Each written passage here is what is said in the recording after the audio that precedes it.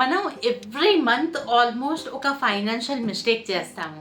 అది ఏంటి అంటే ఓవర్ స్పీడింగ్లోని మనం చలాన్ కట్టడమో, లేకపోతే నో పార్కింగ్లో పెట్టి మనం పెనాల్టీ ఇవ్వడమో, లేకపోతే మనవి ఏవైతే మనవి కార్డ్స్ అవి ఉంటాయో కదా, అవి పేమెంట్స్ అవి టైంకి చేయకపోయి మనకి పెనాల్టీ పే చేయడము, లేదా టికెట్లు అవి బుక్ చేసుకోవాలి కానీ టైంకి బుక్ చేసుకోకుండా తత్కాల్లో బుక్ చేసుకొని ఎక్స్ట్రా పేమెంటు, ఇలాంటివన్నీ కూడా చేస్తూ ఉంటాము. బట్ ఇవన్నీ కూడా మనం ఏవైతే పే చేసామో పెనాల్టీగా, అవి ఎప్పుడు కూడా మనకి బ్యాక్ రావు. వీటితో పాటే నేను మీకు ఒక ఇన్వెస్ట్మెంట్ అన్నది నేను చెప్తాను. అది మీరు స్టార్ట్ చేయండి. Okay, so minimum 1000 rupees every month మీరు ఏదో చలానో పెనాల్టీయో పే చేస్తున్నాను అనేసి అనుకుని ఒక 30 సంవత్సరాల దాకా కూడా కంటిన్యూ చేయండి.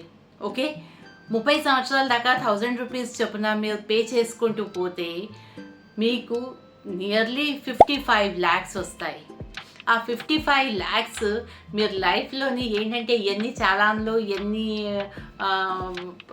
అన్నెసెసరీ ఎక్స్పెన్సెస్ ఏవైతే చేసి ఉంటారో అవన్నిటిని కూడా కంపన్సేట్ చేస్తుంది.